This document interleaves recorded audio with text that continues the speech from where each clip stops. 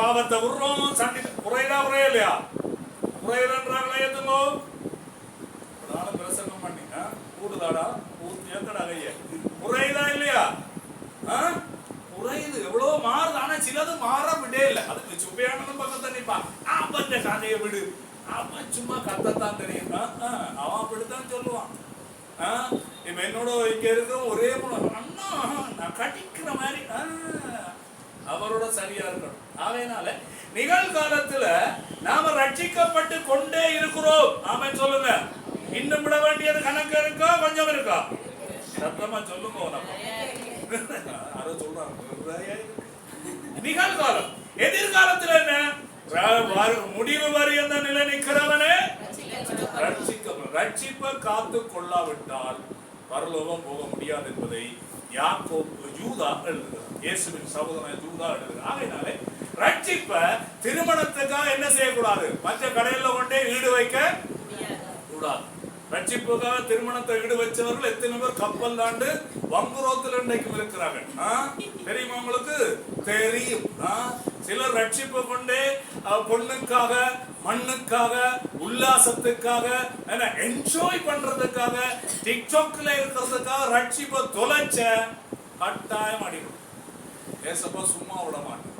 அதனால ரட்சிப்பை எதற்காக என்ன செய்யலாம்? இழந்து போக முடியாது. இன்றைக்கு ரஷ்யாவிலே, வடகொரியாவிலே, இந்தியாவிலே, உலகளாவிய ரீதியிலே எத்தனையோ பேர் யாருக்காக உயிரை விடுகிறார்கள். கடந்த நாள் ஆப்பிரிக்க தேசங்கள் எத்தனையோ கிறிஸ்தவர்களை கொண்டு தள்ளினார்கள், 5 லட்சம் கிறிஸ்தவர்களை. ஆனா அவங்க எல்லாம் பாடி துதித்து கர்த்தர்கிட்ட போயிட்டாங்க. அவங்க கர்த்தர்கிட்ட போனாலும் பரலோக ராஜ்யம் அவங்களுக்கு நிச்சயம். அல்லேலூயா. உயிரை தியாகம் பண்ணினவர்கள். யாரு வெடி வெப்பன் இயேசு இல்லைன்னு சொன்னா வச்சா வச்சுட்டு போடா, நான் பரலோகம் போ, அதுக்கு தான் ஆசையா இருக்கும். ஆமென். அப்ப பாருங்க, ரட்சிப்பு என்பது 3 காலத்திலும் என்ன செய்யணும்? வேலை செய்யணும். இறந்த காலம், நிகழ்காலம், வருங்காலம். எதிர்காலத்துக்கு இந்த ரட்சிப்பு சரியா இருக்காட்டி அங்க யாரும் போக இன்றைக்கும் அங்கதான் வருது, இன்னமும் தெரியல. அதனாலே ரட்சிப்பு என்பது பாதுகாக்கப்பட வேண்டும். ரட்சிப்பு என்பது இந்த உலகத்தில் இருக்கிற எல்லாவற்றை விட ஒரு உயர்ந்த உன்னதமான ஆசீர்வாதமாகும். அல்லேலூயா. எத்தனை பேர் சொல்லுங்க ரட்சிப்பு பெருதான் ஒரு ஆசை?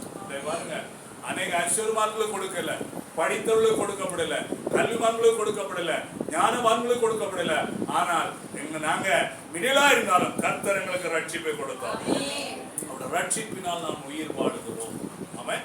அதனால ரவிதாசன், ஐசா கப்பல் அவங்க முந்தி பயங்கரமான பொருளாதாக்கலாம். அவங்க தங்களோட கதை சொல்லும் போது எனக்கு சிரிப்பா இருக்கும். இப்படியெல்லாம் வாழ்ந்துருக்காங்க. ஆனா இன்றைக்கு ரட்சிப்பை கொடுத்து எப்படி இருக்காங்க? ஐசா கண்ணு சொல்ற அளவு கர்த்தர் மாற்றி இருக்கிறார். அல்லேலூயா. ரவிதாசன் சொல்ற அளவுக்கு அண்ணேன்னு சொல்ற அளவுக்கு கர்த்தர் மாற்றி. அப்படி ஒரு பொல்லாத மனிதனையும் நல்லவனாய் மாற்றுவது இயேசுவின் ரட்சிப்பின் வழியாகும். ஆமென்.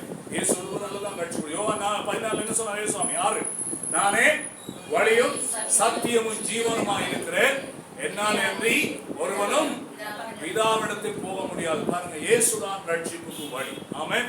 இப்ப ரட்சிப்பை எதுக்காவது ஈடு வைக்க முடியுமா? சொல்லுங்க, கல்லுண்டு போடுங்கம்மா. ஈடு வைக்க முடியுமா? இல்ல. ரட்சிப்பை கொண்டு அடைய வைக்கலாமா? சொல்லுங்க, இல்ல. ரட்சிப்பு அற்பமானலாமா? ஏசா போல கூழுக்காக சேஷ்டபுத்திரபா இழந்த மாதிரி உலக காரியங்களுக்காய் ரட்சிப்பை இழந்து போய்விடக் கூடாது. கர்த்தருடைய ரட்சிப்பை முடிவு பண்ண காக்கிறவன் தான் பரலோகராஜ்யம் போக முடியும், இங்கே நல்ல வாழ்க்கை வாழ முடியும். அல்லேலூயா. இப்ப வாசிங்க 3ஆம் வசனம் இன்னொரு காரியத்தை பார்க்கலாம்.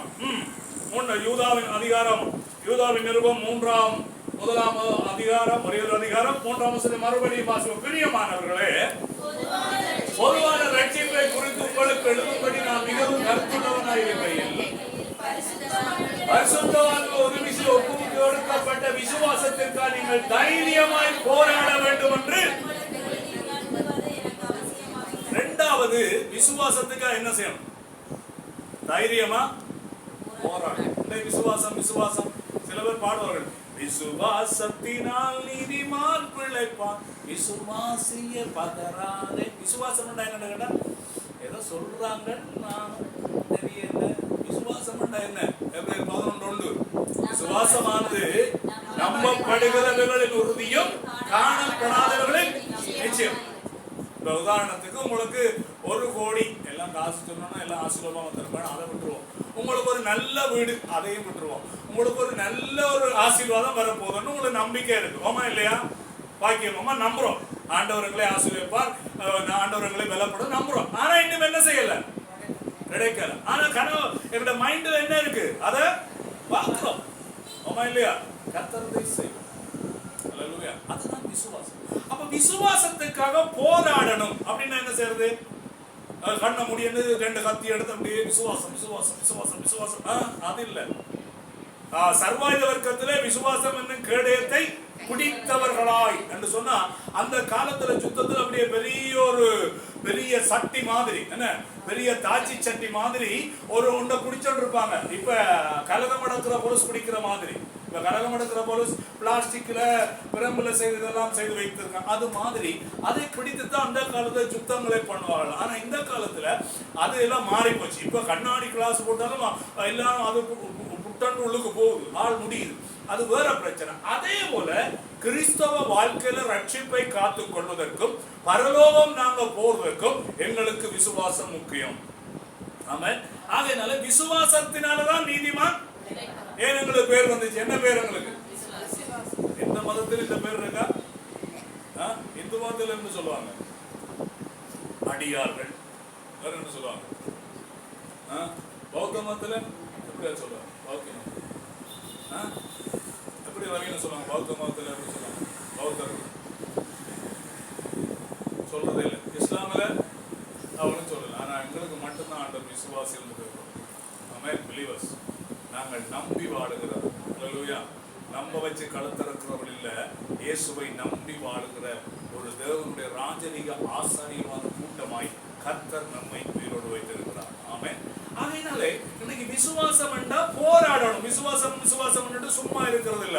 சில பேர் சொல்லுவாங்க, நாங்கள் விசுவாசத்தில் வாழ்கிறோம் அப்படி என்ன சொன்னா, இப்படி சொல்லிட்டு நீங்க வீட்டை போறீங்க, திடீரென்று சண்டைக்கு சமைக்க ஒன்றும் இல்லை. என்ன செய்யறது? சந்தோஷமா என்ன செய்யணும்?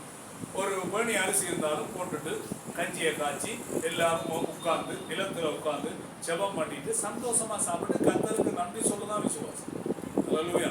நிறைய சாட்சி சொல்லுவார்கள், நாங்கள் விசுவாசம் அவங்க ஒரு பிரச்சனை வந்தோம்னா வீட்டை இருந்து என்ன கலனியார திறந்து விட்ட மாதிரி அழத்தான் தெரியும். சில விசுவாசம் அழுது மூக்க துடைச்சு மூக்கு சிவந்து போயிடும். அதான் ஆனா கேட்டு பாருங்க, நம்மள விசுவாசிகள் அப்படியெல்லாம் இருக்கக்கூடாது. விசுவாசிகள் என்று சொன்னா எந்த போராட்டம் வரும் பொழுது, கஷ்டம் வரும் பொழுது இயேசுவுக்காய் தைரியமாய் இருக்கிறவர்கள் தான் விசுவாசம்.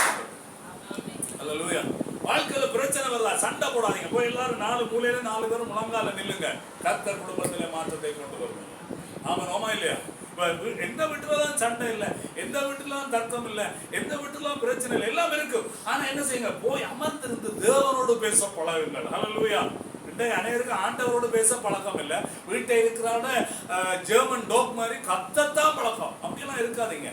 அன்பா பேசுங்க, ஆதரவா பேசுங்க, ஜெபம் பண்ணுங்க. குடும்பத்தில் ஒரு பிரச்சனை வந்தா முதல் ஜெபம் பண்ணி பழகுங்க. கர்த்தர் ஜெபத்தை கொண்டு ஒரு மாற்றத்தை கொண்டு வருவார்.